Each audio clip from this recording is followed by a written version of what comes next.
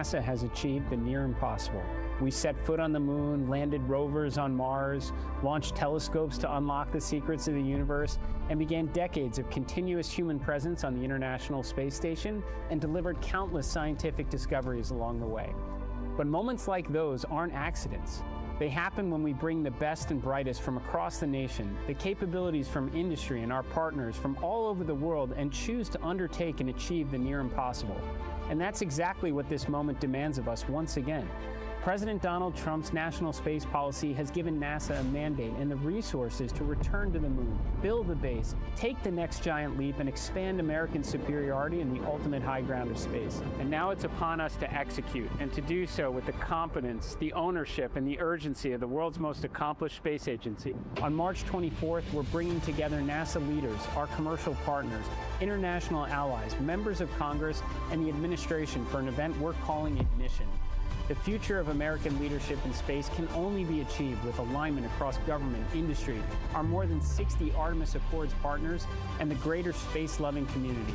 Ignition is about more than setting direction. It's about undertaking grand, world-changing endeavors and actually achieving them. This is the moment we reject the status quo, challenge what is broken, embrace what worked on July 20th, 1969, and reject what stands in the way of extraordinary outcomes. NASA is leading the greatest adventure in human history, and it's only just begun. It's time to start believing again.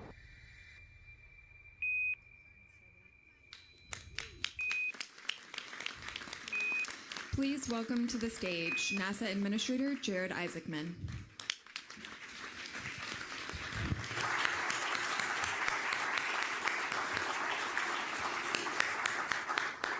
Good morning, everyone. So we are calling today's event Ignition because it represents the start of a transformative journey for NASA. I'd like to begin by thanking the leadership of President Trump for providing NASA the tools and policy to execute on our world-changing mission. I also wish to acknowledge the coalition assembled here today. We have a bipartisan mix of members of Congress and staff from authorization and appropriation committees who have provided the direction and the resources. We have 35 international partner nations here, including ambassadors, ministers, and leaders of several space agencies who have worked alongside the United States in space for decades and will continue to do so on the journey ahead. And we have leaders from the most capable space industry in the world. NASA never undertakes these grand endeavors alone. The presence of all of you here today sends a very powerful message about what we intend to accomplish together. Now, in the few short months since I began this role, we have moved very quickly. We have taken action to cut bureaucracy with dozens of regulatory changes underway and more than 370 sections identified for deregulation. I've also issued numerous directives, with dozens more in progress, all focused on removing friction and empowering the workforce and accelerating logical execution. That urgency reflects the moment we are in. It reflects the reality of a very great power competition, the importance of our mission, and the expectations rightfully placed on this agency by the American people, and the consequences if we fail to deliver. Taxpayers support NASA because we can change the world in air and space and science and inspire the next generation along the way. But we cannot be spread thin trying to undertake dozens of externally imposed and self-inflicted distractions, jumping straight to the dream state at the expense of an achievable strategy. For too long, we tried to satisfy every stakeholder. The results of that approach are very well documented in OIG reports. Billions wasted, years lost, non-conforming hardware delivered, programs that never launched, fewer flagship science missions, virtually no X-planes, less astronauts in space, which means less kids dressing up as astronauts for Halloween. I don't like it, the president doesn't like it, and the American people have waited long enough for the headlines only NASA is capable of making. For decades after the last space race, NASA was really the only game in town. For better or worse, the plan changed. We formed partnerships, spread goodwill, and tried to undertake programs that attempted really to make everyone happy. The outcomes became less important, skills atrophied, and now we find ourselves with a real geopolitical rival challenging American leadership in the high ground of space. NASA has stated we will return Americans to the moon before the end of President Trump's term. Our great competitor said before 2030.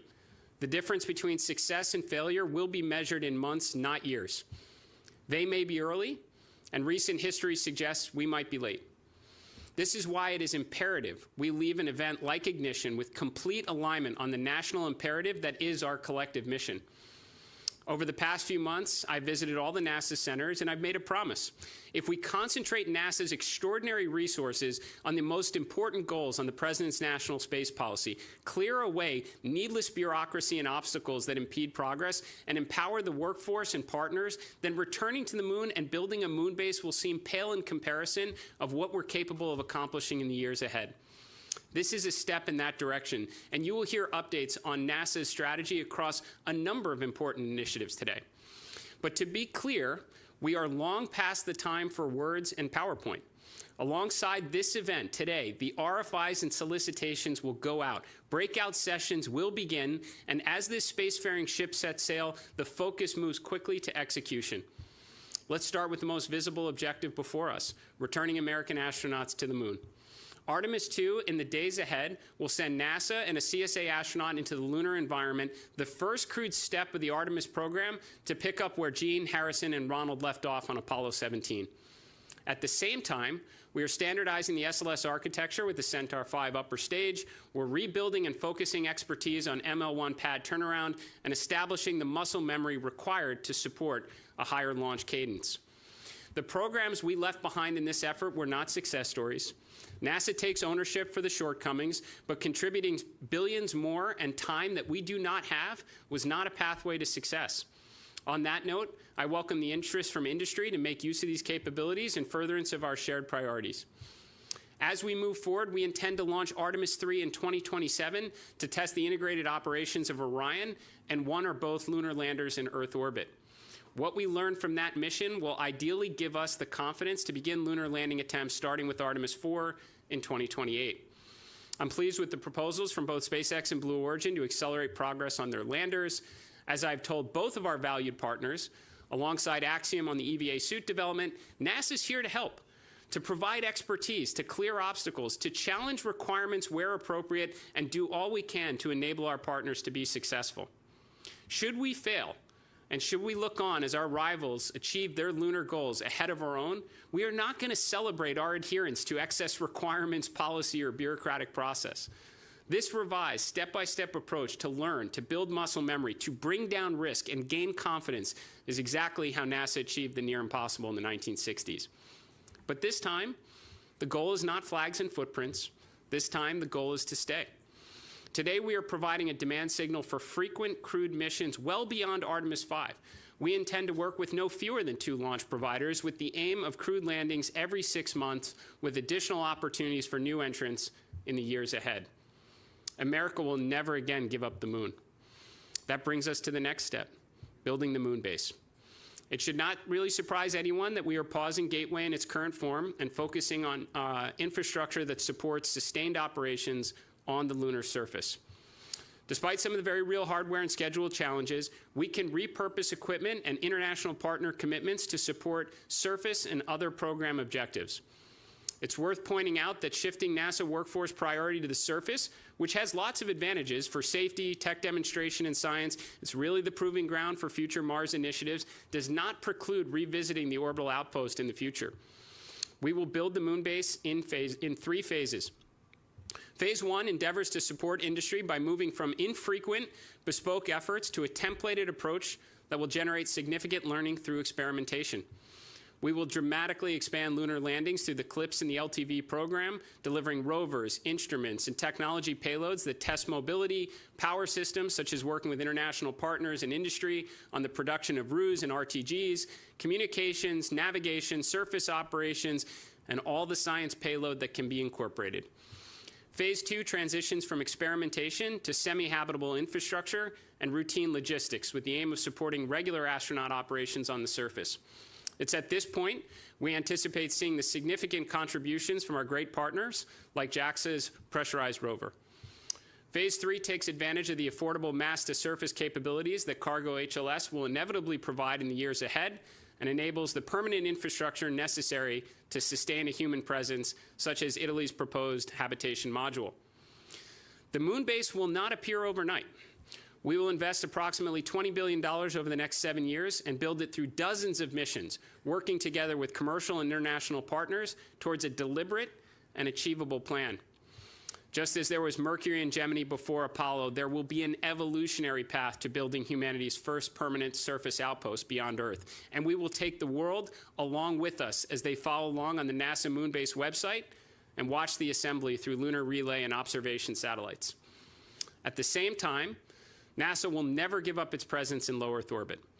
The International Space Station has served humanity well, but it will not operate forever. The transition to commercial stations must be thoughtful and set up industry for success.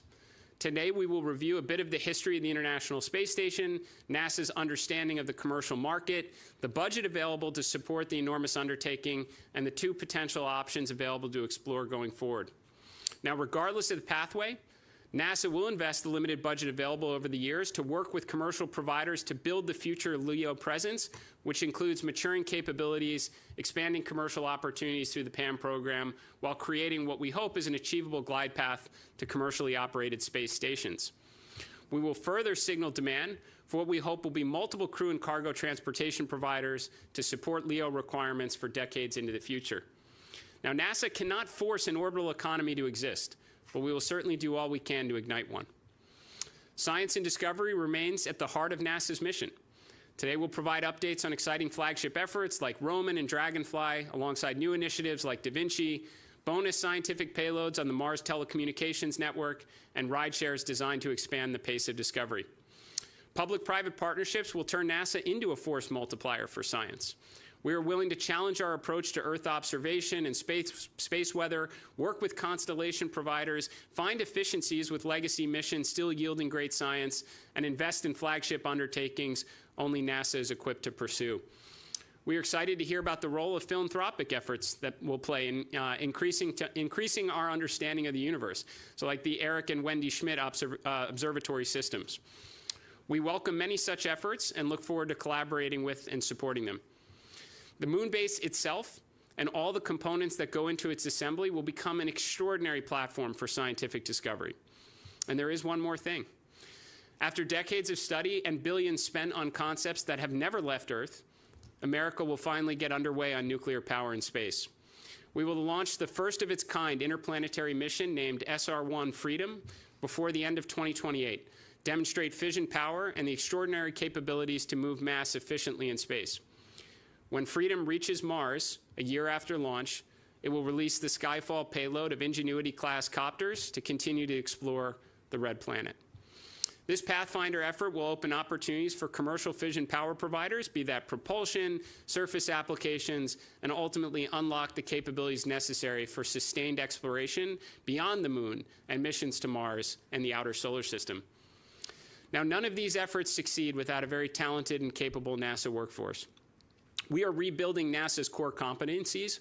We are converting thousands of contractor positions to civil service and restoring the engineering, technical, and operational strengths expected of the world's most accomplished space agency.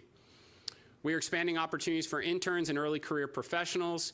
In partnership with OPM and NASA Force, we are creating pathways for experienced talent from industry to serve at NASA through term-based appointments. And we are seeking to open opportunities for NASA employees to gain experience in the aerospace industry that is leading the world. Undertaking the near impossible should be extraordinarily difficult. It will require competence, ownership, dedication, and a great sense of urgency. We will recognize and reward only the hardworking contributors who deliver the intended outcomes. On that point specifically, we do not expect our partners to do this alone. We will embed NASA subject matter experts across the supply chain, attached to every vendor, subcontractor, and every part on the critical path, from Artemis acceleration to building the moon base. We will challenge the status quo where appropriate and help solve problems and pull in production. But to be very clear, we are not going to sit idly by when schedules slip or budgets are exceeded. Expect uncomfortable action, if that is what it takes, because the public has invested over $100 billion and has been very patient with respect to America's return to the moon. Expectations are rightfully very high. The taxpayers and their representatives in Congress should demand accountability from every vendor, every leader, every CEO if those expectations are not met. I know you all understand the message that's being delivered, and please know that I will be in the field alongside all of you, doing everything we can to ensure the correct outcomes are achieved. Looking ahead, There is no shortage of exciting rocket launches, but we will also inspire the next generation through outreach, education, grants, and programs that bring the public closer to the work we do here at NASA. Expect to see NASA aircraft at air shows and public events as we celebrate America's 250th birthday, all with the aim of inspiring the next generation to grow up and take humankind even farther. Today is called Ignition for a reason. This is the moment where we should all start believing again, when ideas become missions and when hard work delivers world-changing accomplishments. NASA once changed everything, and we're going to do it again. The greatest days of science and discovery are ahead of us, and I welcome your support and commitments as we continue the greatest adventure in human history. Thank you.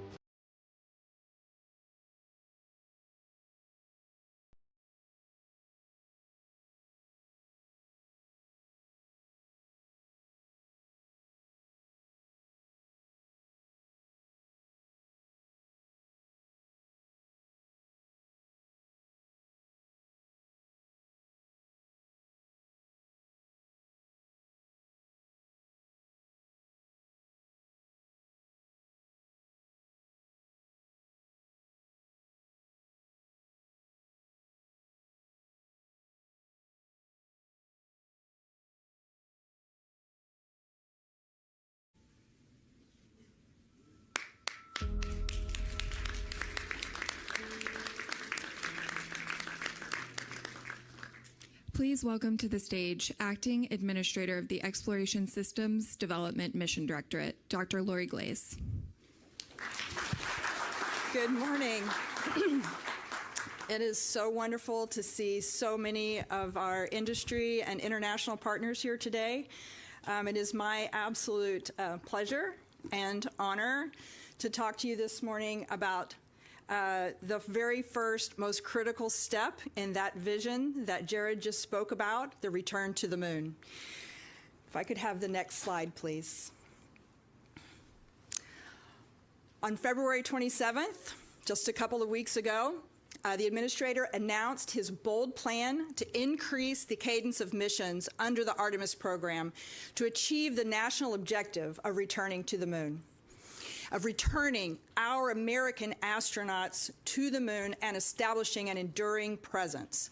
This includes standardizing our vehicle configuration, adding an additional mission in 2027, as Jared just alluded to, and undertaking at least one crewed surface landing every year thereafter. The revised sequence enables a more rapid cadence to retain our muscle memory. We've talked about our muscle memory that's been developed during launch and flight operations, and ensures that the critical landing systems are tested with crew before attempting operations on the lunar surface, dramatically reducing our mission risk.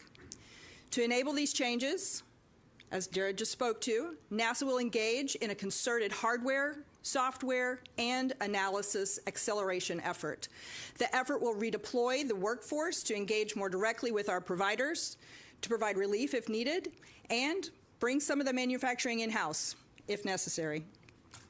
Looking beyond Artemis 5, NASA plans to work with at least 2 launch providers, initially targeting landings every 6 months, with the potential to increase the cadence as the capabilities mature.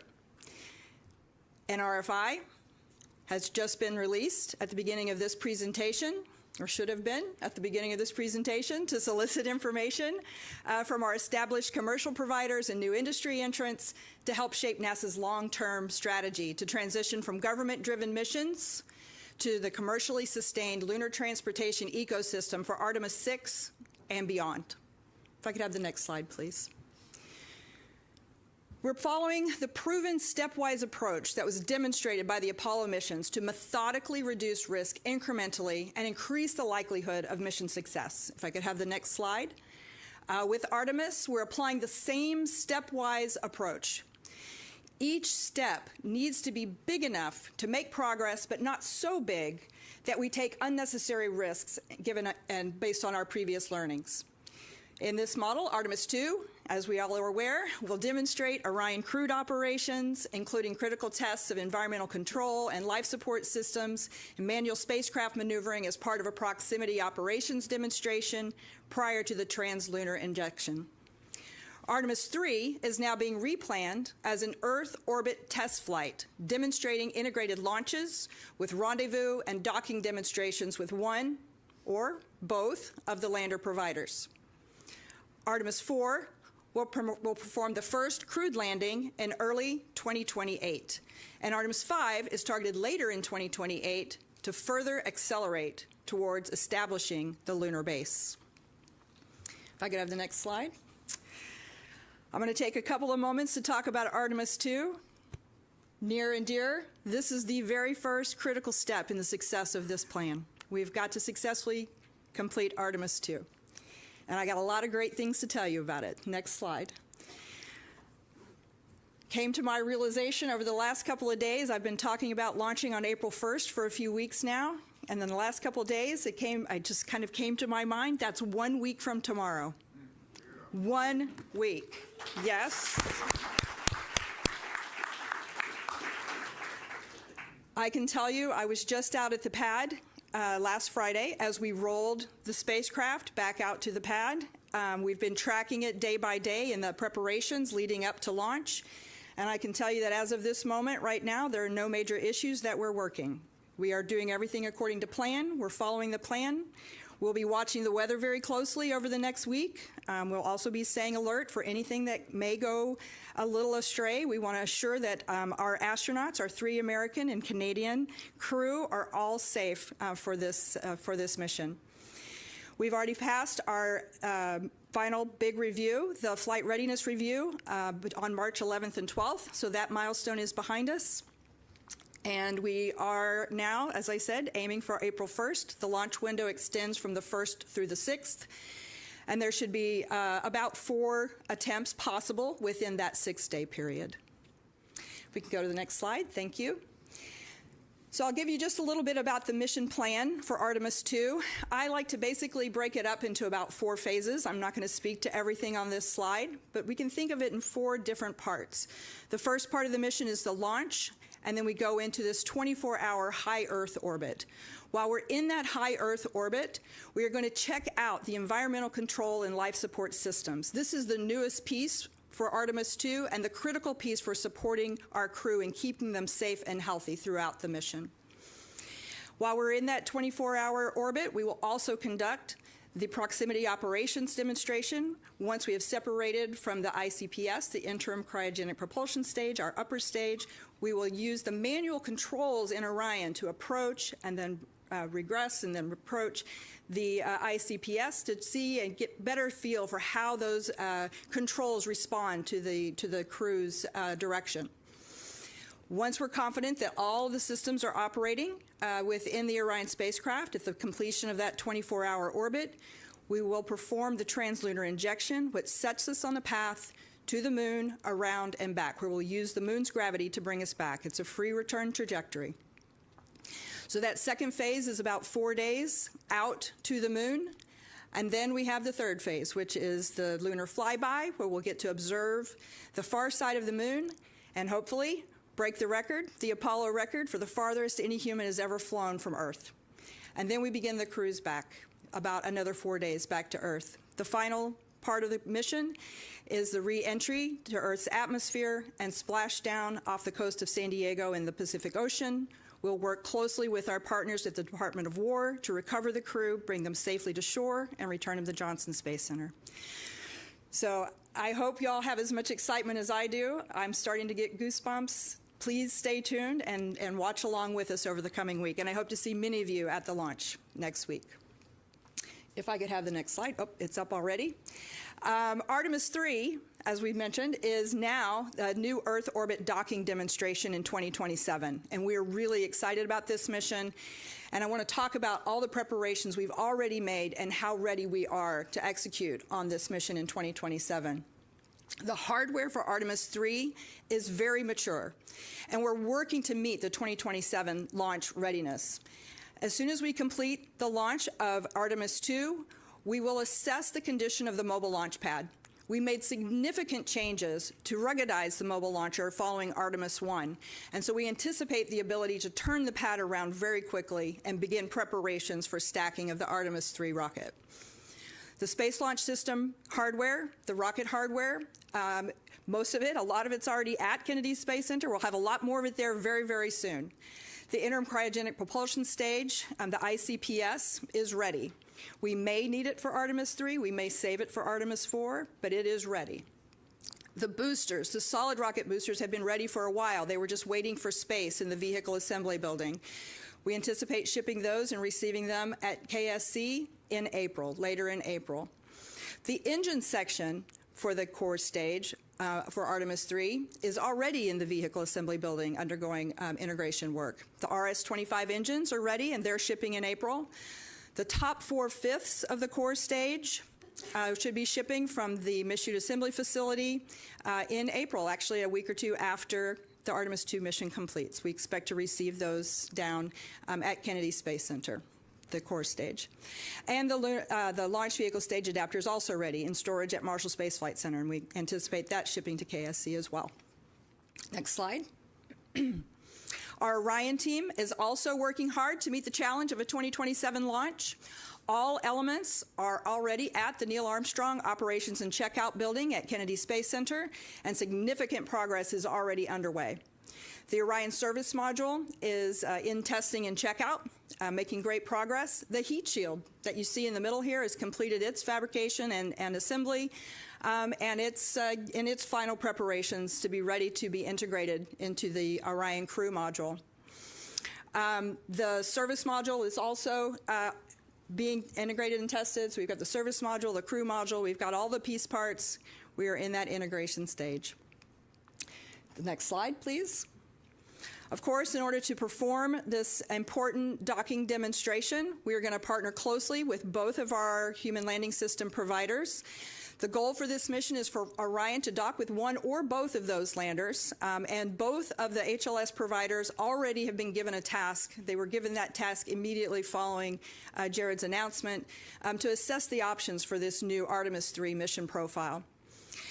In preparations, we're watching closely the development of both lander systems. The Starship Flight Test number 12, we anticipate happening in April, hopefully, no earlier than, but hopefully in April, will be the first flight of their version 3, which is a major step towards the lunar landing capability. The Blue Origin Mark 1, which is their predecessor to the Mark 2 human lander.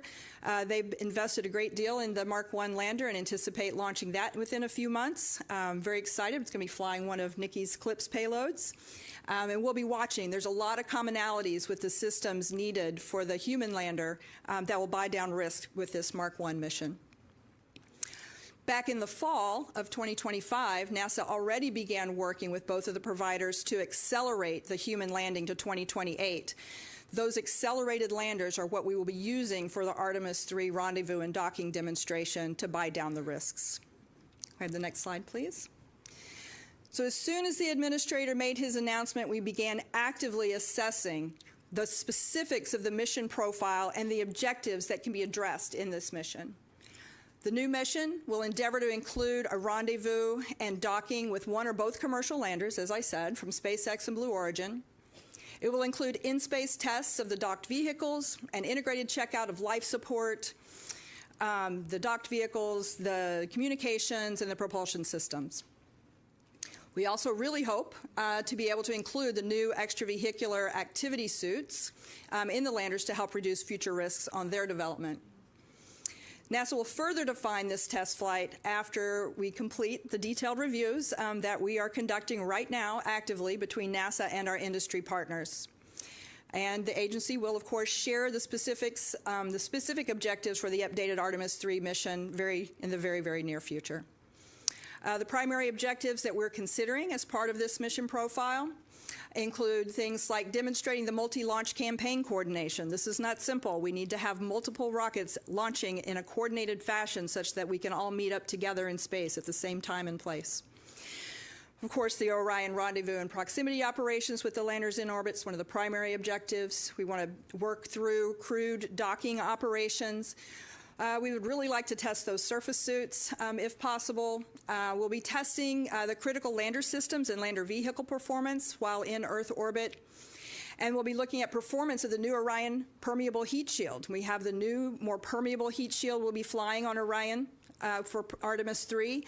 And while the Earth orbit won't put quite the demands on it that we would have returning from the moon, we will gather important data on the performance of that heat shield. We'll also get practice in increasing the mission cadence with a prompt turnaround of the pad and the ground systems, really pressing that system to do a quick turnaround. And we've talked a lot about the muscle memory, and with this mission we'll really demonstrate our ability to support the increasing mission cadence.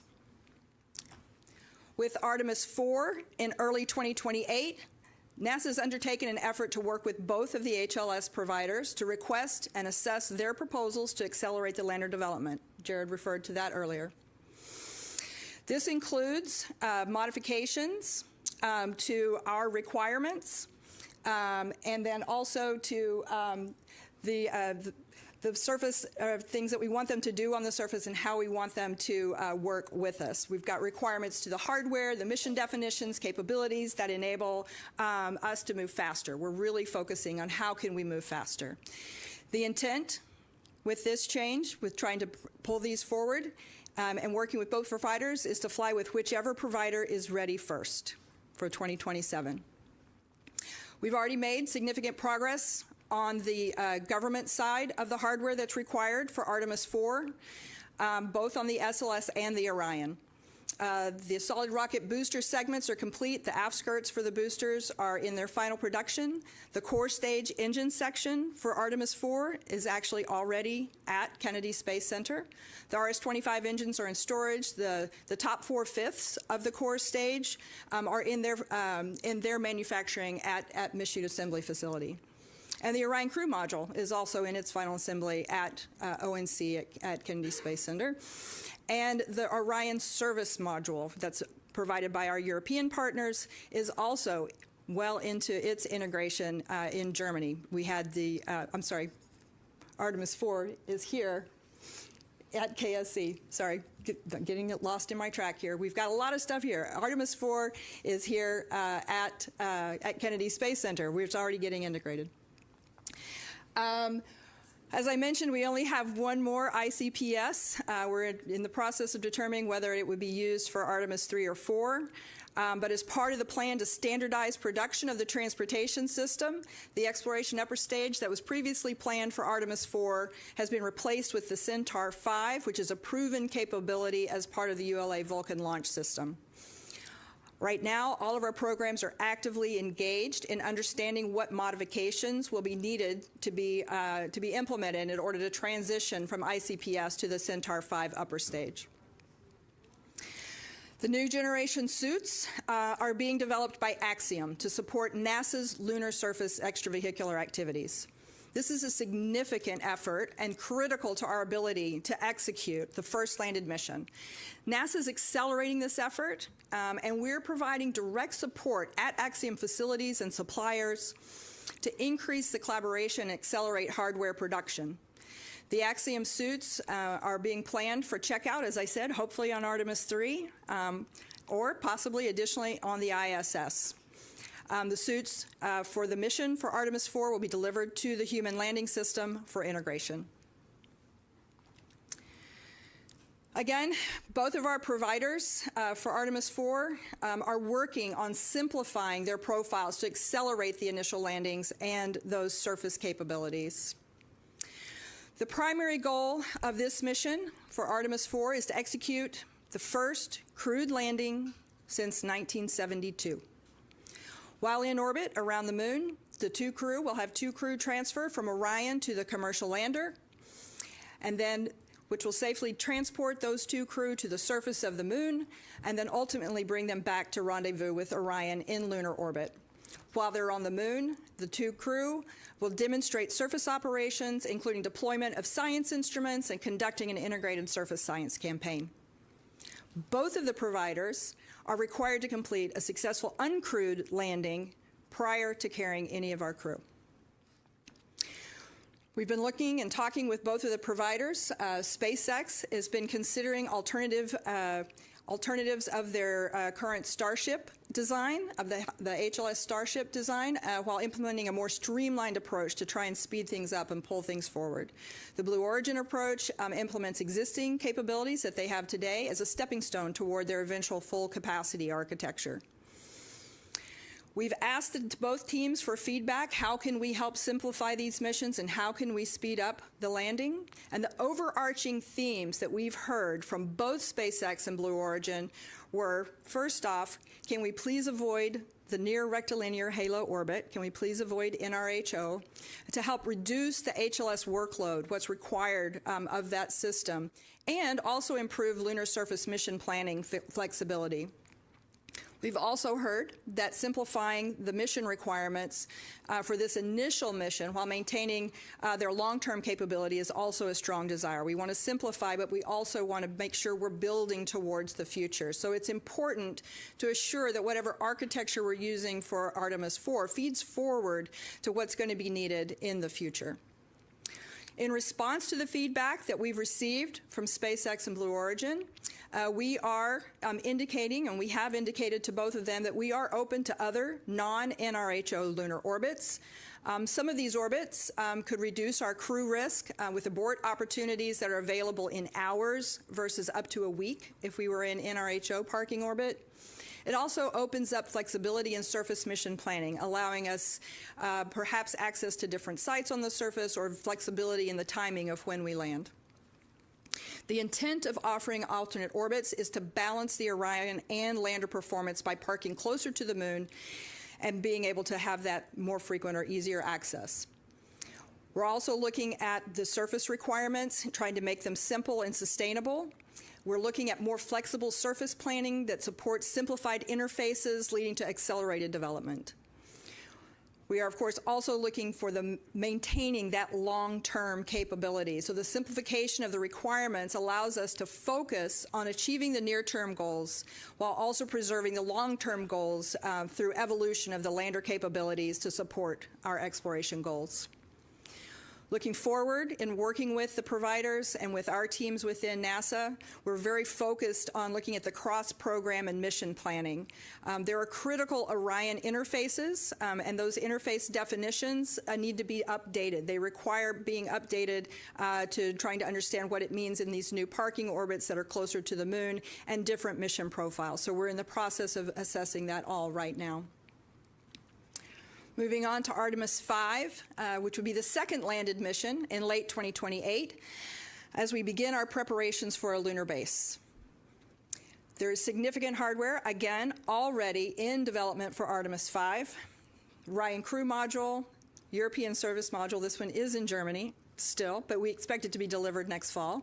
They're on an excellent yearly cadence of providing those service modules. We've got engines in production, boosters in productions, and the core stage already also in manufacturing. So I'd like to wrap up here. I just want to hope to close with the impression that you'll take away that we are enthusiastic and excited to execute on these accelerated timelines. The new Artemis 3 mission standardizes the architecture and will reduce risks ahead of the first lunar landing. We have the hardware, we have the skills, we have the capabilities to accelerate, and we know this administration is committed to removing any of the obstacles that are slowing us down.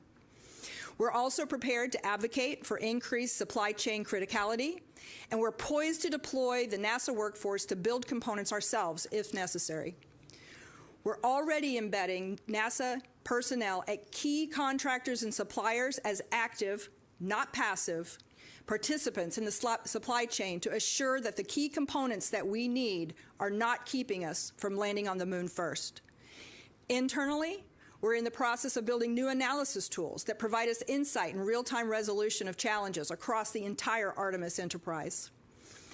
And to assure that we're all moving and working toward the common goal, the Administrator has invited the company leaders from each of our prime industry partners to brief him within the next few weeks on the actions they're taking to meet the accelerated schedule. As I noted at the beginning, we're signaling demand and dropping an RFI for 2 pathways for crewed missions to the moon beyond Artemis 5. The first step in this journey begins with the Artemis II launch on April 1st, when Reed, Victor, Christina, Jeremy embark on their historic journey around the moon. I hope you'll be watching. I hope you'll be watching very closely, hopefully from the Cape, as we lay the foundation for Artemis 3, 4, 5, and beyond. And as Administrator Isaacman has said repeatedly, we may not have captured full global attention yet, but I'm absolutely certain that as we embark on Artemis 2, 3, 4, and 5 in the coming years, we will captivate the world. We're honored to have you working alongside us to further world-changing science and discovery. Thank you. Please remain with us. We will be coming back after a brief 10-minute break.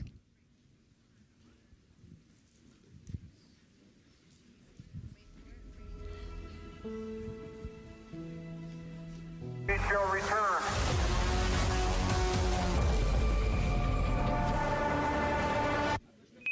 This is a live look. We will see things that no human has ever seen. We want to know what's out there just beyond the horizon. Amazing live views from the spacecraft. Coming back to Earth, say we were doing like 5 or 7 miles, 7 miles a second. Those are just not numbers that humans generally think about. We were always going to the moon. 6, pushing ourselves to explore is core to who we are. 3, it's in our nature. 1, that's a part of being a human. And liftoff. 6 million pounds on the pad, 250,000 miles. Boosters have separated. When humanity sets big goals, we can accomplish extraordinary things.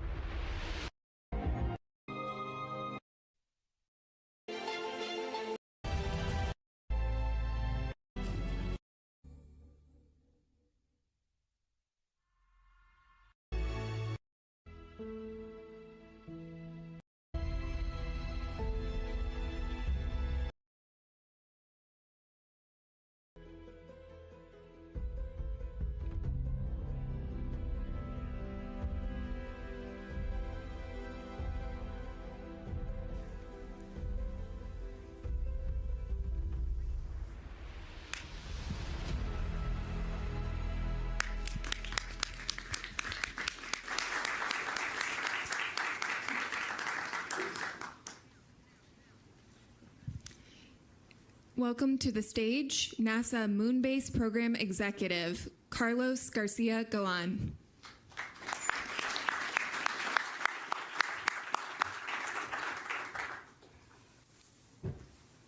Good morning, everybody. I'm Carlos Garcia Galan. I'm your moon base guy. The first thing I want to do, though, is I want to address the Gateway program. National space policy is prioritizing sending astronauts back to the lunar surface and also building an outpost on the moon.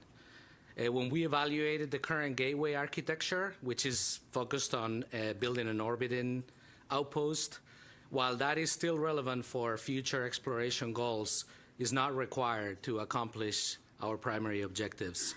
As a result, we're announcing today that NASA is pivoting the Gateway architecture to focus on building the moon base. We're going to focus the resources, the people, and all of our efforts on the surface and any orbital supporting elements to achieve that.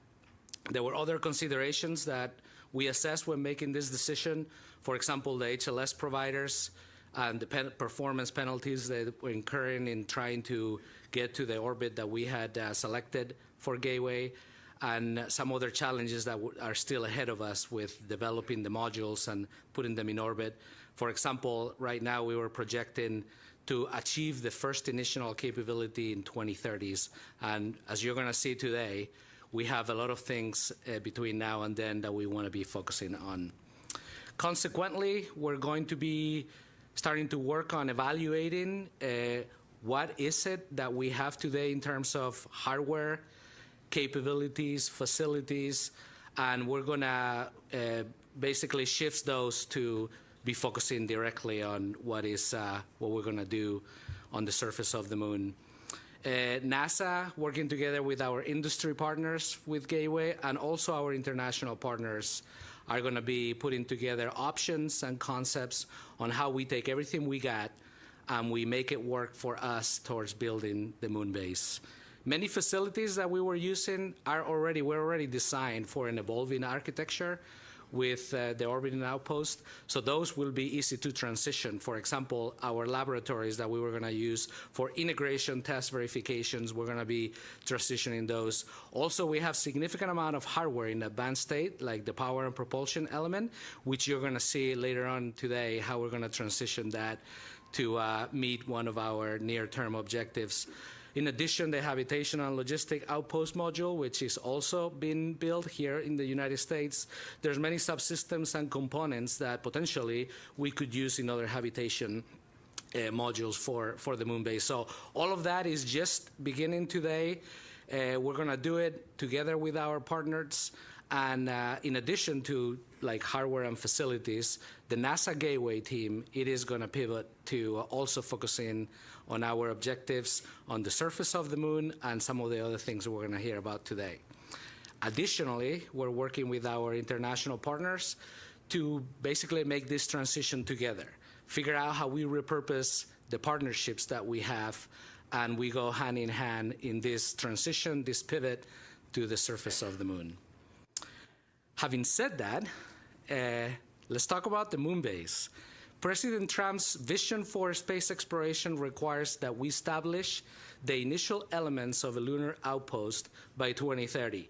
What you're looking at today is certainly not the initial elements. It's more of our vision of what it would look like in the future. So when you look at this picture, I'm going to ask you a few times today to transport yourselves to the future and to the lunar surface. When you look at this picture, it's very clear that to execute this vision, we're going to need to achieve the near impossible. But this is what we do. We're NASA. We're going to have to deploy systems in very high cadence that will survive extremes in temperature, illumination, and very complex and rugged terrain with very steep slopes. Everything that we're going to want to do in the moon, unfortunately, it's hard to get to. So all of these things we're going to have to do together. And eventually support permanent astronaut habitation there, which is no small feat. We can only do this with a vibrant American industry base and our international partners. And in addition to that, we're going to leverage the entire might of the NASA workforce, from core competencies to facilities to our ingenuity, to make sure that this dream happens. We're going to ensure that American leadership remains in space and on Earth, leveraging, doing things that today seems like science fiction. It does look like science fiction, but guess what? We're planning to turn that into reality. And with your help, we're going to inspire the world in the process. But this picture of the moon is not going to show up overnight. That's not where we're going to end up. We're going to build it in phases. Phase one, which starts today, it's all about getting to the moon reliably, learning how to get there in high cadence, deploying assets in different areas of the moon where we think we may want to build this moon base. We're going to experiment with new technologies that we know we're going to need for future infrastructure development to support that permanent habitation. And we're going to actually start the infrastructure in this phase that goes from now to 2028. That infrastructure is going to start with constellations of communication satellites that can also do observation. transitioning to phase 2, which we estimate will start around 2029, we're going to think about establishing the infrastructure. So we've tested some new technologies. We're transitioning to actually establishing and laying out what we think are permanent elements of that infrastructure. And we're going to talk about this, but it includes power, surface communication, surface preparation, and mobility. And then once that's set, established, we're going to transition into achieving semi-permanent and permanent crew presence on the moon base. So that is going to include habitation modules and everything we need to keep the crews alive and enable them to do groundbreaking science and exploration on the surface of the moon. Go to the next chart, please. So the moon has a surface area about the size of the continent in Africa. Imagine, talking about why are we going back to the moon, imagine sending 6 missions to Africa for short duration and saying, hey, we've explored, we've learned everything we need. We're going to start doing that again. The lunar South Pole, for example, it's about the size of the state of Virginia. So I think you can go one page up. Oh, there you go. We got it. This false color image that you see is the dramatic terrain that's in the lunar South Pole. The Shackleton crater, for example, is one of the areas where we're interested in going. That is double the depth of the Grand Canyon. I don't know if any of you have had the chance to hike the Grand Canyon. I have. So it's quite impressive, and we actually want to explore in the areas of the bottom. We're going to have to build systems that also provide power, mobility, and habitation around those places, and also consider lighting. Like you see today, some of these areas that are very interested for science and exploration are sometimes permanently shadowed or have significant length of shadow periods. So having systems there that can survive the temperature gradients that we're going to see and the lighting are going to be critical. Unlike the lunar equator, the ratio of sunlight can really wildly change. And when the sun comes up, it's not like on Earth or different places on Earth where you see it just straight sunrise or the equator of the moon. Is going to basically hover in the horizon. So power systems and even communication having to go through those craters to work is going to be very challenging. So let's talk a little bit about phase 1. Go one more slide. Phase 1, these are the top-down objectives to establish the types of things we're going to need in the missions that I'm going to talk about in a minute. We want to achieve high-rate, reliable surface access. Talked about that. Establish the ground truth for the moon-based landing sites. We have a ton of data from satellites, a little bit of data from rovers and other probes and landers we've sent, but there's nothing like going there and experiencing that environment that I was talking about, and prospecting and looking around. So we need to do that in phase 1 with a high rate of assets. We also need to test and experiment on the technologies that we think we're going to need. They're not a nice to have, they're a must have. We got to make sure that we understand how those are going to work in that environment. And we're going to host the first crewed mission to the South Pole in this phase. So if you're an astronaut, transport yourself back. If you look at the perimeter of the moon base, you're basically going to see, of course, your ride to the moon and back to Earth. You're going to see other landers that were there before you, and then several of other landers and rovers that we were using to achieve that high rate and that prospecting. So this is kind of what it would look like. To achieve that, go to the next slide. We're investing significantly and projecting about 25 launches, 21 landings in that period of time. We're going to put about 4,000 kilograms of payloads on the surface. So the payload capacity is going to drastically change. We're hoping changing the paradigm of what we've been able to do on the moon. We're going to also deploy 2 lunar orbital comm satellite constellations to have reliable comm and observation. And then we're going to do technology demonstrations like radioisotope heating units, which are key to address some of the challenges we were talking about before. If you go to the next slide, these are just imposed on the picture some of the things that we're planning to do. I talked about the constellations that will give you navigation, comm, and observation. We're going to have drones on the moon, and I'm going to talk a little bit more about that later.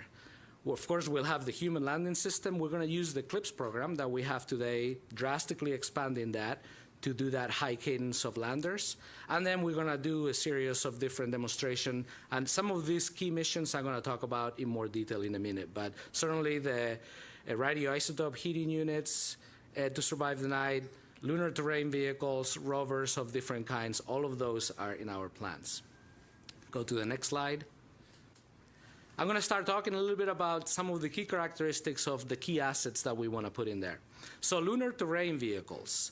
These vehicles are about the size of a golf cart. There's two versions of them. One is going to be crewed, and one is going to be uncrewed. The crew version, of course, is going to allow the astronauts on an EVA suit to move around farther distances from their landing site, potentially going from the landing site to the areas where we're going to start setting up some of the elements of the moon base. And the uncrewed version, equally important, is where we're going to be able to do exploration and prospecting. We're going to put payloads on them, maybe some of the technology demos. Imagine perhaps a lunar terrain vehicle with an RHU attached to it, or maybe carrying something related to surface preparation to see what things work and what things don't. Can this thing, push a rock on the moon? Can we level?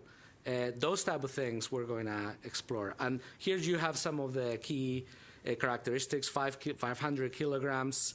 It can go up pretty steep slopes. 20 degrees doesn't seem like a lot, but if there's any cyclists here, you know that that's pretty impressive. Surviving 150 hours in the shadow and about a speed of about 10 kilometers per hour. Let's talk about the next one, lunar drones. We're calling this Moonfall. So I'm pretty excited about this one. This is built on the legacy of the Ingenuity helicopters on Mars. Obviously, we can't have helicopters on the moon, but we're going to take everything we learned from GNSS systems and the avionics, all of that, to build this. It's going to be used for site surveillance and terrain survey. We want to send this to places that are hard to reach, which is, by the way, points where maybe are the ridges where we see more sunlight, or maybe are places where eventually we may want to put a lunar cellcom tower. So we're going to send them to do the prospecting, and potentially they could host a variety of payloads as well, like an RHU, for example, to further survive the night. Here's a video with some of the characteristics. So the drones themselves are going to be independent from each other. They're independent spacecraft. We'll bring them in and basically deploy them as the spacecraft is coming in. And each drone is going to be capable of basically several propulsive hops that can go about 50 kilometers each in total. And then it's about 150 seconds from launch to landing on each hop. And then eventually we'll place them in a place when we run out of fuel, where maybe they can, if they have something that allows them to survive the night and stay longer periods of time, we can leave them there and have a function, like maybe communications or something like that. Of course, everything we talk about is going to have pretty awesome cameras. The next one is that I want to talk about is communications and observation satellites. Communications is key. We can put all the assets we want, but if we cannot get their data back, or even look at prospecting from the top to see what things are doing, or bring you along for the ride, we're going to get much lower value of that. So building a constellation of satellites, we're very, very used to this on Earth, as you know, GPS, communications anywhere in the world. We got to establish that on the moon as well. So we want to increase the throughput to about more than 500 megabits per second. We want to increase and establish a good amount of surface lengths to orbit lengths, and basically being able to communicate with our assets anytime we want. We're also going to start establishing protocols. So, all the stuff we're going to put on the moon, we want to make sure that it's, standard. And even though the initial set may not have those requirements, we want to test some stuff in phase 1. So maybe by phase 2 or 3, we can deploy those protocols and have a unified comm system on the moon as we develop other capabilities. If you go to the next one, another one I'm excited about, the Viper rover. Viper is also another golf cart size rover. It's built, it's tested, it's ready for a ride, and now we're going to give it one. It's going to go in the Blue Origin lander, serial number 2, which is scheduled to go to the lunar South Pole by 2027. What it's used for is going to map the water and volatiles from lunar resource prospecting. And these are critical for some of the reasons why we want to go to the moon. Some of these areas that have permanent or semi-permanent shadows have things that are billions, volatiles that are billions of years old, and we're going to go after those things and to try to understand our universe, where we come from, our neighborhood, to say in a different way. So yeah, this rover is going to get deployed. It's going to help us do a lot of the prospecting and trying to find out where are the cool places to go do science on the moon. Next one, radioisotope demos. I talked a little bit about the lighting conditions on the South Pole, very challenging. So lighting, of course, is related to also the thermal environment that these assets are going to see on the moon. As a matter of fact, at the beginning, during phase 1, some of the things we put there are not going to last very long because of this very reason. So anything we can do to not rely necessarily on solar power and allow the assets to get heating and maybe some power is going to be golden for our ability to take that forward.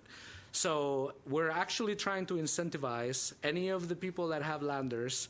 If you can find an RHU or anything related to that that works for your asset, bring it on, and we're going to reward you for that. As a matter of fact, also, we're thinking of several things along this area, but I'm going to talk about this later too. We're going to put an RFI today, dropping it, for any ideas that you may have. We want to hear them. So anything in this related to this technology area is going to be good.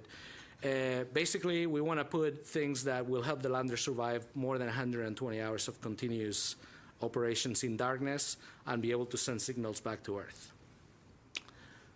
Let's see. Let's go to the next chart. So all in all, this is phase 1 for you.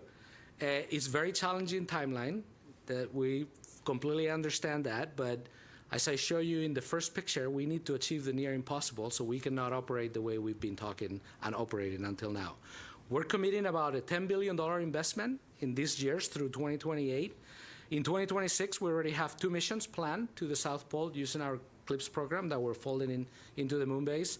2027, we're drastically increasing that mission cadence with 10 launches to put 9 landers. And all of this we're going to do depending on what we get from solicitations, the stuff we have on the books today. So these numbers are obviously approximate. In 2028, we want to maintain that cadence and potentially do 12 launches to put 10 landers on the surface, including the HLS provided landers for demos and of course to bring the crew for the first time.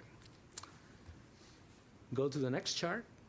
Okay, let's talk about phase 2. So, all right, we've learned how to get to the moon reliably. We've tested technologies. Now we're transitioning into, we're building the moon base.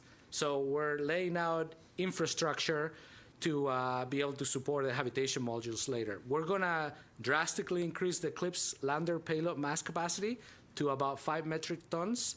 We're going to use some of also the heavy cargo landers, so there's a lot more than that coming. But from CLIPS perspective, we're wanting to increase the size of the landers and their ability to take cargo.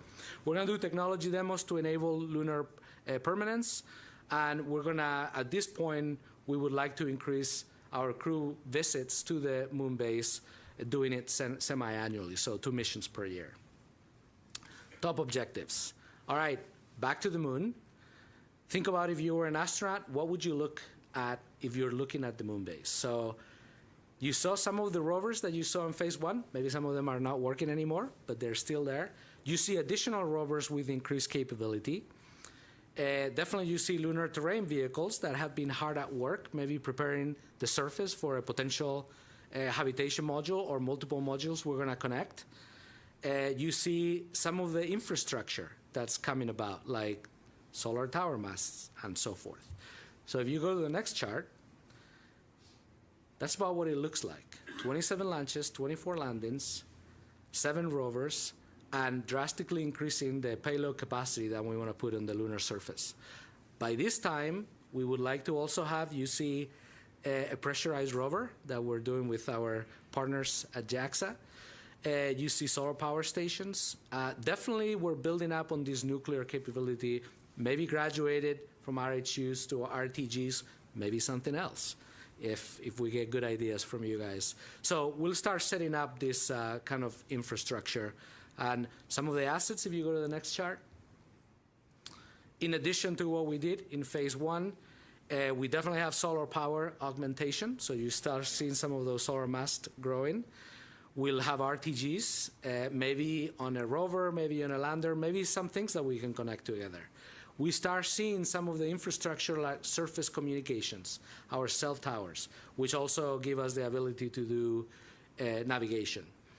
Pressurized rovers, of course, excavator rovers. So we need to, connecting things on the surface of the moon is going to be almost harder than on orbit because you got to deal with the terrain. So we're going to work on the technology for that, but also having an even surface, even if it's just clearing up rocks, is going to be key. Site preparation logistics rovers, logistics, if you want to have a vibrant moon base, you have to have a logistics train, from launches to in-space transportation to landers, and then getting that cargo from the landing site to where it needs to go. So using perhaps LTVs or an extension of other rovers, we're going to have to experiment and start setting that up from when crews are coming there. All right, so transition to, let's talk about the assets that we're going to have there. Of course, one of the great ones is the pressurized rover that, again, we're doing with our partners in Japan. It's a mobile habitat that is going to extend the human exploration range. They'll be able to work in a short sleeve environment, so it's kind of a habitation on wheels. And that will allow them to travel significant amount of distance. Of course, they will have power systems and so forth. We're designing this to have a 10-year design life, and it's about 15 metric tons. So, of course, to deliver that pressurized rover, we're going to have a heavy cargo lander already in the books. Can traverse quite a few degrees of slope and then survive up to 150 hours in the shade. The whopping speed is 3.5 kilometers per hour. But trust me, if you're in that, you probably don't want to go any faster. So anyway, pressurized rover. Transition to solar power augmentation. Power is the name of the game. All of these things we're showing require power. Some of them require power to heat themselves during the long shadow periods. So we need to demonstrate the ability to deploy these systems, test them, and then chain them together eventually to be able to provide the power that we need for the moon base. So anyway, we're definitely going to be investing in this capability, deploying it, testing it. We're looking, when we deploy some of those permanent assets, we're looking at about 10 kilowatts plus during illumination. And then when we're in the shade, 360 kilowatt hours for the assets that we want to serve.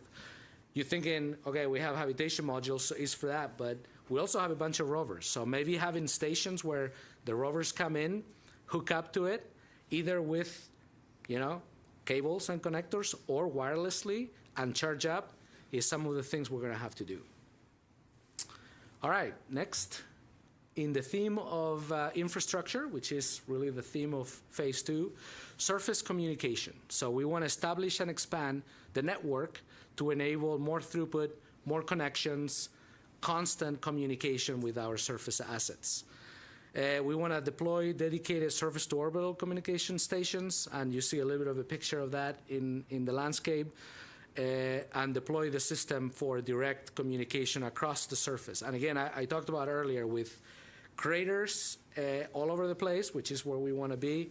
It is going to be hard to achieve. There's a lot of multipathing. There's hard to find line of sight places to communicate directly. So all of that, even though we all know communications, doing it on the surface of the moon in the South Pole is not going to be easy. We're looking at perhaps 10-kilometer range of direct line of sight. That's what we want to achieve. All right, and then one of my favorites, the site preparation and logistics rovers. We're already starting. I'm going to show you a video of that later. We're starting to experiment with this on the ground. So these are rovers that are deployed to start working on surface prep. And We want them to last long so they can be working for us while the crews are preparing to launch to come to the lunar base. We're thinking this is a key capability for the lunar terrain vehicles, the upscale version 2 that we want to be deploying during phase 2. And also, we may want to be doing some excavation and compaction. I know this is very challenging in 1/6 gravity. We know that. We're testing, like what you see here, and you'll see in the video, is like double drum to even that stuff out. But there's many challenges that I'm sure you can come up and have maybe good ideas that we want to hear about. We're going to be investing in this capability as well. And then, if you go to the next chart, nuclear surface power capability. So we talked about experimenting a lot. Maybe the beginning in phase 1 is really just to heat yourself while you're in the long lunar night. But now we're going to want to be working on these things to supply power to multiple assets so they can survive the night, and eventually also provide power for operations. So we're talking about hundreds of watts, demonstrate technology, process, and operations at a larger scale, connected together, thermal management concepts for larger applications, anything related to systems that can give us a significant amount of power. So anyway, if you're working on that stuff, you'll be excited to hear that today. All right, so if you rack and stack phase 2, which goes from 29 through 32, 29, we're planning approximately 6 launches, 5 landings, 2 rovers. The cadence, the number looks smaller, but all of these systems are heavier. So we're more in the medium to large class of landers at this point. So the delivery of mass is greater, but the numbers are a little bit less. So 29, 6 launches, 5 landings, 2 rovers, 2 surface infrastructure elements. 30, 7 launches, 6 landings, 2 rovers, 4 moon-based drones with upgraded capabilities. 31, 7 launches, 7 landings, 2 rovers, 3 surface infrastructure elements.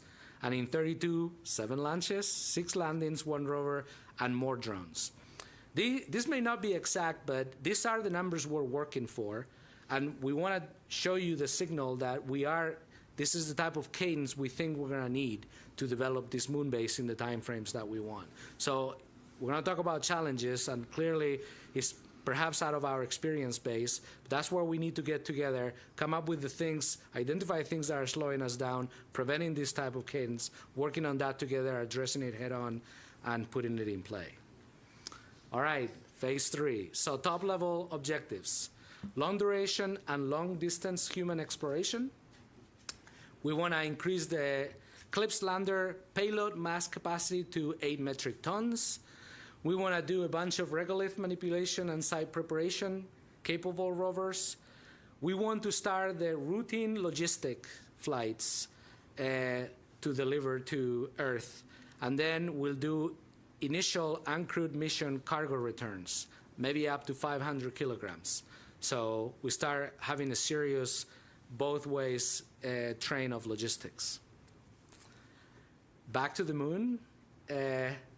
Just take a moment to really picture yourself in an astronaut suit, looking around and imagining what you would see there. Definitely see a bunch of infrastructure for power, both potentially nuclear, which is maybe shielded, to a bunch of solar array towers that are either directly connected to the habitation modules or perhaps on the side at different locations, providing power to some of the assets that are moving around. Pressurized rovers, advanced LTVs, and then different landing sites for human landings, cargo landings, and potentially launching cargo vehicles back to Earth with a bunch of moon regolith. This is kind of the stats. At this point, we're talking about 150,000 kilograms of payload on the surface when you account for all these things that we're talking about. One more chart. So again, some of the highlights that I've been talking about. Habitats, that's the highlight of the moon base in its end state, and what we're going to be focusing on phase 3.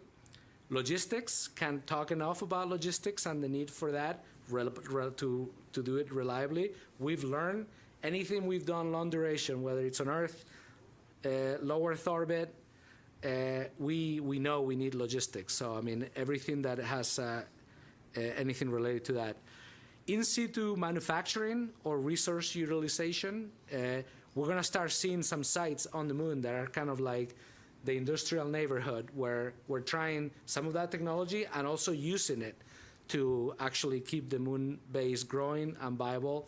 We'll have different locations for habitats and then widespread power distribution. And then we'll see an increase on communications as well, surface, and potentially we have additional constellations at this point. Okay, so the focus areas for phase 3, talked about logistics. I won't impress that upon you anymore, but we're thinking about 8,000 kilograms of carriers, consumables, and other items. Some of the challenging stuff is going to be to go get the stuff from where it is and put it where it needs to be. So when the crews come, it's there for them. And, you know, what we know from doing permanent habitation in low Earth orbit, for the crews, you know, that you need clothes, of course you need water, you need air. You know, there's a lot of mass for even short duration missions. Like a month, staying there for a month requires a significant logistics and supply capability. So if you go to the next chart, we'll talk about habitats, star of the show in this phase. So we want to enable continuous human presence there. We potentially are looking at multiple locations. We would like to expand into different modules that are connected together, but we'll evaluate if that's the best play. We definitely want to expand our capabilities in ECLS, surface mating, and of course, airlocks. We are, you know, we're going to be experimenting with this, and of course, the pressurized rover and the things we have already done with ISS, all touch on these things, but it's going to be the next layer of complexity when we try to go to the moon. The basics, air, water, food, space, all of those things, a few nights in space, in the size of a minivan, it's manageable, but when we expand to short trips, those needs get much bigger. Let's see, I think I'm gonna move to the next chart.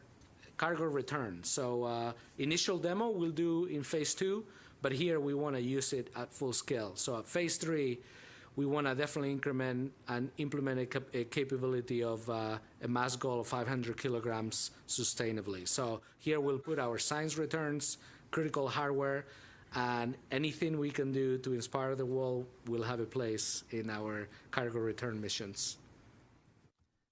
All right, and then the last one, I talked about this a little bit earlier, but in situ resource utilization and manufacturing as well. 3D printing with regolith on the surface of the moon. It's something that we should be striving to do. So we'll experiment a bunch, and then we can hopefully put this into play for phase 3. This is something, you know, when we talk about moon to Mars, clearly when we get to Mars, we're going to need some of this capability. And when you get there, it's going to be tried and true and something you can rely and count on. So that's what we're going to be learning on the moon, how to achieve that. Key commodities that we may extract from regolith, of course, oxygen, water in general, rare earth elements, hydrogen, all of those things we're going to experiment with. Next chart. So here's the timeline for missions in phase 3. So another about $10 billion investment in this phase. We're currently planning for a capability to include 3 new habitats, including the multipurpose hub that we're already planning, 3 more rovers, 2 more surface comm nodes. By 2033, for example, we expecting to add 2 rovers and our first habitat and supporting logistics capabilities, 6 landers, over 7 launches. 2034, we'll add our next habitat and supporting logistics, more surface communications. 2035, 1 more rover, perhaps another habitat, supporting logistics, and a bunch of launches and landings. And then in 2036, potentially more habitation volume and all the things that come with that. In total, when you rack and stack the 3 phases, this is what you end up with. So it's pretty impressive, equally challenging. Remember, trying to achieve the near impossible here, and this is what's going to take to accomplish this goal. So I'm not going to rack and stack these numbers for you, but you have it there. You're going to start getting your brain around it. All right, so the next chart, we talked about some of the things that we want to experiment on the moon. Of course, we can also do that on Earth. We've already started. So here's some videos of folks, NASA folks, and also some of our industry partners working in some of this technology, from rovers that can go up terrain, fuel transfer, regolith preparation, manufacturing, and all kinds of things, avionics, hardening. All of these things we're already investing in, and some of these things, surface mating and docking, some of these things are ready to go to get, they're just waiting for a ride and a lander to get to the lunar surface and basically showcase what they can do, and that's what we're going to start with.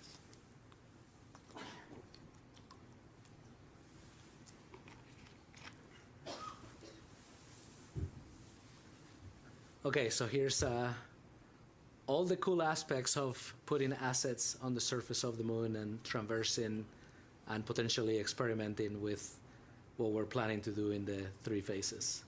I could watch these videos all day. All right. So one of the key things, you go to the next chart, one of the key objectives that we have is not only to develop the technology that we need to eventually go to Mars, establish a moon base, which we have never done in deep space. It is imperative that we inspire the next generation of engineers, communicators, explorers. We can only do that if we take you along with us.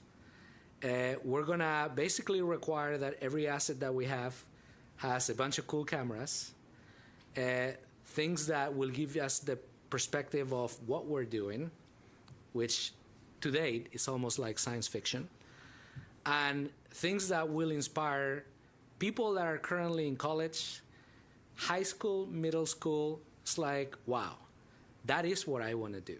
That's what I want to dedicate my career and my life to do.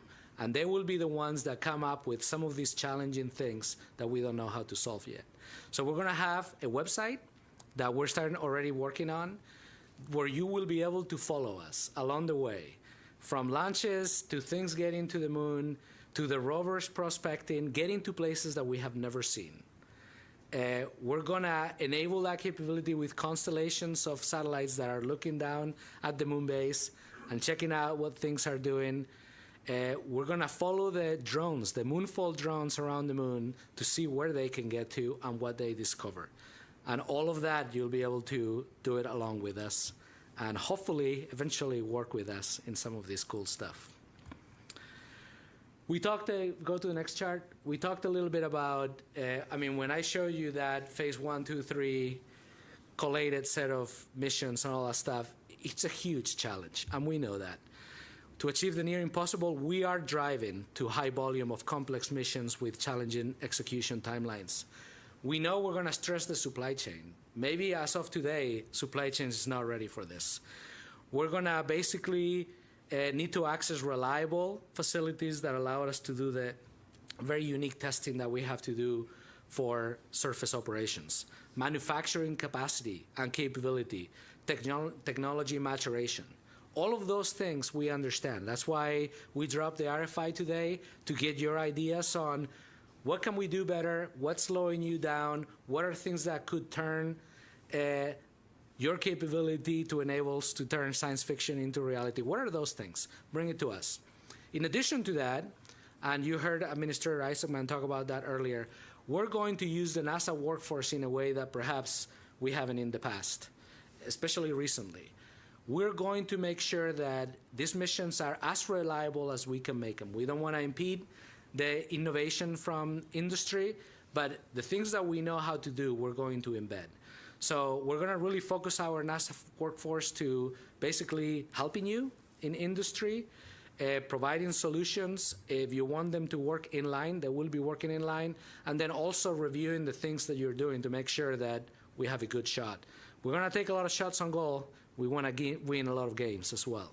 So we're going to put that into play, as well as we're going to do a review of our facilities. Some of them have unique capabilities that nobody else has, and we want to make those available for you so we can do this together. So again, we need your ideas. Drop them in the RFI. Okay, so we've talked a lot about what are we doing. Now we're going to talk a little bit about how we're doing it. So we basically structure this in different functional areas: transportation, launch, and also orbital transfer vehicles for whenever we need those, perhaps for logistics, surface mobility, transportation for landers, infrastructure, logistics, and habitation. So I'm going to touch on some of these things. If you go to the next chart, realize that we've actually been working a lot of this stuff for a while. Today, there's teams, projects, programs that are working on all of these things individually. What we want to do, and this chart is not to project a future org or anything like that, the point we want to make here is that every asset, every kilogram, all the lunar exploration resources that we have are going to be focused on one thing, and that is to build the moon base. We're going to partner with our science teams to really think about what are the capabilities we need, what are we deploying, what's the science that should go with it, and put it all together. If you go to the next chart, I'm going to basically step through some of these things. For launch and transportation, we're planning, you saw the launch cadence, which is pretty significant. Moonbase will leverage Kennedy Space Center's launch service program and the deep space logistics projects to their expertise to manage, sustain commercial lunar delivery services.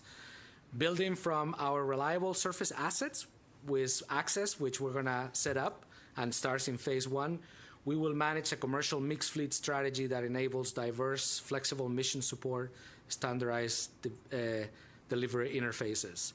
We're also thinking that, we're going to help with, perhaps helping with, get the landers, get the infrastructure, and maybe have basically a conveyor belt of landers, payloads, ready to launch, put them in the rocket type of thing. Moving forward, of course, landers, key thing. Here's a picture of some of the things that we have been projecting through CLIPS and HLS, things we have today. Low mass, medium class, and heavy class landers. If you go to the next chart, the CLIPS program is one of the tools we're going to leverage pretty heavily. So originally, CLIPS was set up to enable low cost, more risk tolerant, lunar payload delivery opportunities, basically to incubate new US-led industry base to work on landers and capabilities to deploy them. What we want to do requires a lot more than that, so we're drastically expanding the CLIPS program. So the lander payload delivery capability is going to now go through phase 3, potentially beyond. We want to increase mission reliability, and that starts now. We're putting things in the contract updates that we're doing to allow you to leverage the NASA expertise for both inline work and also, us looking over things that you're doing and areas where we can help. Also to increase the mission quantity and cadence. To achieve this goal, and I'm gonna have some procurement charts also coming up, and we're gonna talk about extensively tomorrow, but we're gonna release 2 new requests for proposal for task orders to support phase 1. So it's taking what we have today with the current providers and expanding that. And then we're going to structure a way in which you can leverage on the NASA workforce more than you could before. And then we're going to release a follow-on CLIP solicitation to support phase 2 and 3, where we're going to open up again and expand the pool of providers potentially that can bid on those things. So definitely a WASIS for CLIPS. And hopefully you'll get to read the solicitations and the stuff we're putting out today and be excited to participate in this building the moon base with us. All right, large cargo landers, not going to talk about much of this because this is already in play with the HLS program. So, quite a bit of capability that it's in process of being available for, especially for phase 3, for phase 2 and 3 for us. Go to the next chart. transportation elements. So we talked about the land services. We'll have new lander opportunities with the solicitations that we already talked about. And some of the CLIPS deliveries are kind of summarized here. And again, we'll focus on the details all of this tomorrow with open sessions and also closed sessions with existing providers. Next chart. Okay, infrastructure. So here's where we're going to talk about communications and also power. So I'm going to step through this. And in these charts, I'm going to talk a little bit about the evolution that we are looking for. So when we talk about communications, here's the different things we're going to have wholesale at the different phases. So phase 1, we talked about the constellation of comm with observation, and as a bonus, if we can get navigation, we'll strive for that. Then phase 2, you get to the definitely navigation on the on-orbit constellations in addition to surface communication, and potentially we'll also entertain the possibility of doing an atomic clock demo. So eventually we can build a very reliable navigation system on the surface. So the evolution, if you go to the next chart, please, the evolution of this in phase 1, and I've talked through some of these capabilities already, but I wanted to kind of put it in a summary. So orbital comm, PNT, relay, deploy. We're going to deploy our initial 5-satellite constellation that's already in progress, and we're going to look to add a second constellation that's dissimilar to that. One of the things we want to do is get in there and put significant observation capabilities and start playing around with protocols that we can then count on in the future. Phase 2, we go to the surface for permanent surface cell towers, and then simultaneous support and comm from different assets. And then this is where we start building the navigation infrastructure. Phase 3, is the surface communications, expanded capability with standard protocols, and the same thing for navigation. Next chart is going to dive into the surface power. So click one more, and of course we'll start with solar and regenerative fuel cell type of technologies. We will go into the RHU for heating some of our assets and RTG in phase 2. Definitely experiment in phase 1 as much as we can. This is a key infrastructure component. And then in phase 2 is when we're going to actually start deploying and linking things together. And then the fission surface power program, it's scheduled to deliver something on phase 3 for more capacity and maybe more than one thing for the capacity that we'll need for the moon base. Next chart. Here's kind of the phase evolution of that. So deploying the assets for communications, that's an infrastructure thing we're going to do in phase 1. Demo, nuclear and other things that will allow us to do the survive the night and long shadow periods. Then we transition into the deployment of the power infrastructure on phase 2, solar and nuclear, and then completing that and distributing that to all the assets during phase 3. All right, mobility. There you go, one more chart. There you go. So this is the combination of all the mobility assets that we plan to have. So in phase 1, definitely a bunch of rovers of smaller size with different payloads and capabilities for prospecting and experimenting. We'll also have the lunar terrain vehicle. I'm going to talk a little bit about that in a minute, but we're going to change a little bit course on that. And basically, we'll have incremental capability build up for the LTVs. So LTVs in phase 1, more capable LTVs in phase 2, and even better on phase 3. We're definitely looking for our international partners to also help in this area. This is a great opportunity. We're going to have definitely transportation capability by this point in phase 2.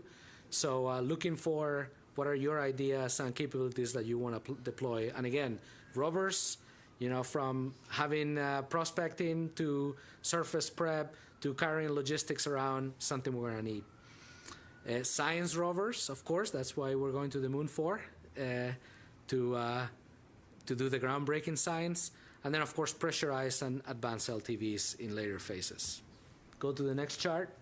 Here's the evolution of that. During CLPS 1.0, we already talked about delivering several rovers, including Viper, Flip, and the Rashid UAE rover. We were bringing in the drones, Moonfall. So those things I already talked about, what they would be used for. And then the LTV phase 1 capability, we'll talk about this a little bit more in a minute. Phase 2, more capable LTVs with increased reliability, service life, survive the night, payload capacity. Partner rovers, of course, including the pressurized rover. That's a big one in this phase.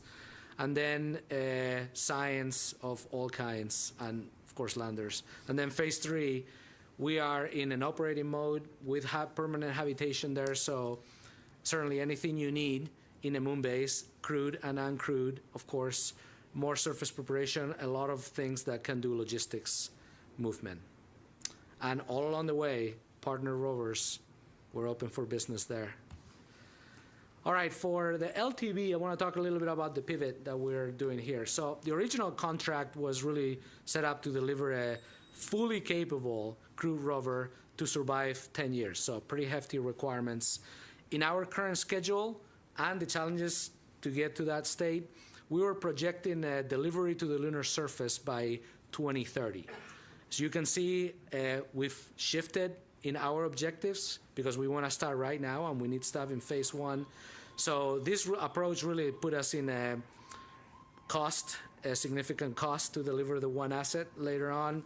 A lot of technical complexity I have to address immediately instead of build up incrementally. And schedule put us in a kind of a no-fail solution space. If the rover was late or if it didn't pan out, didn't have the capabilities, by 2030, we're going to need that capability pretty significant. So we're pivoting.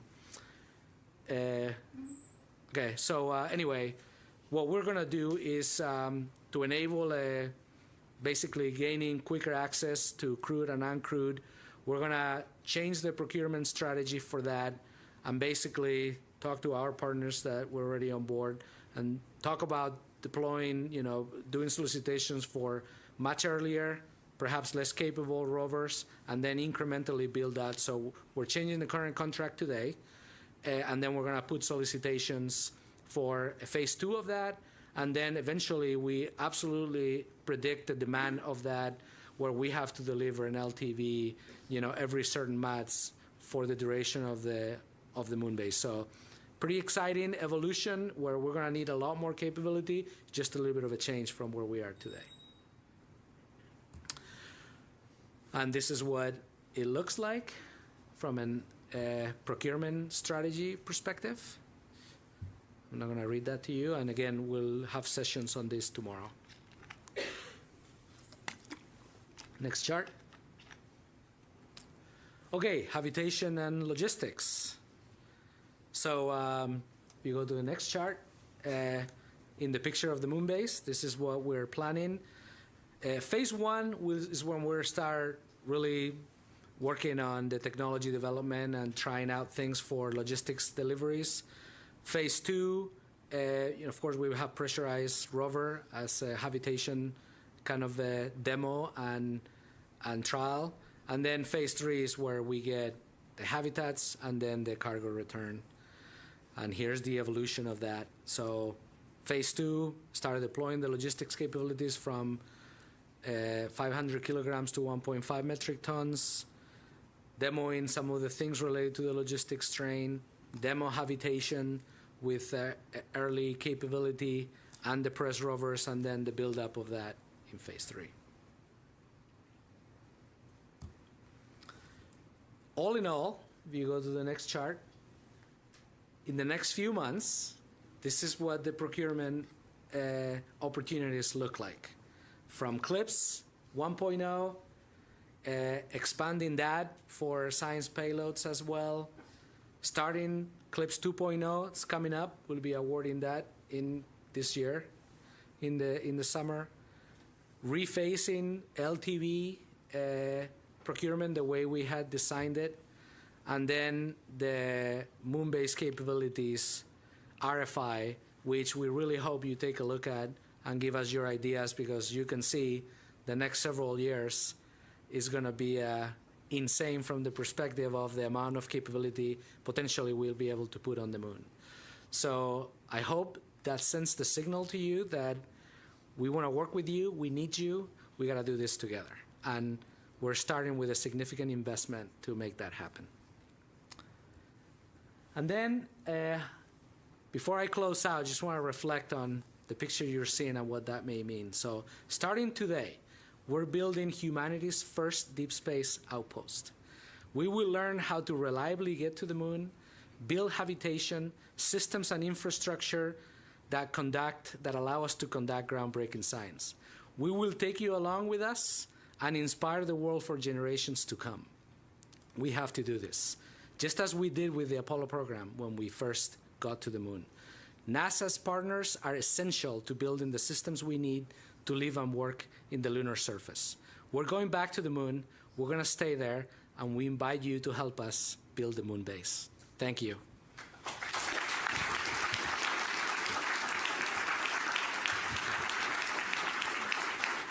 We will now be taking a break for lunch, which is staged in the lobby, so please feel free to move about as you see fit.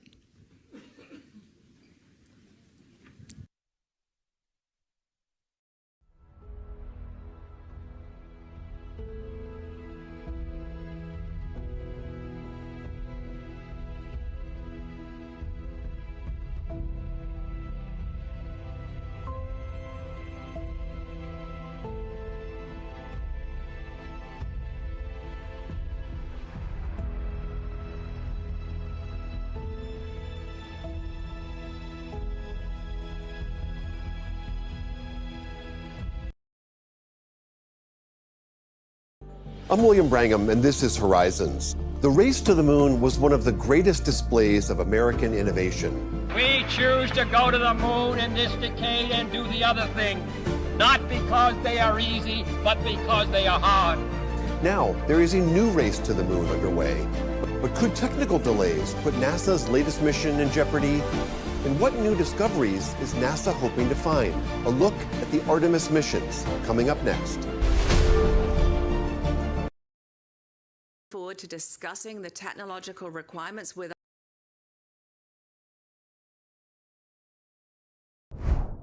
Welcome to NTD Good Morning. Here are today's top stories. A passenger jet collides with a fire truck at LaGuardia Airport, killing 2 and sending dozens to the hospital, with some serious injuries reported as well. President Trump had made a deadline for Iran to open the Strait of Hormuz, and now it looks like that deadline has been averted with dialogue. ICE agents will be deployed to airports today to help with TSA staffing shortages. And that comes as lawmakers are still not close to reaching a deal to fund the DHS. Elon Musk, meanwhile, offering to pay salaries. And it's Senate.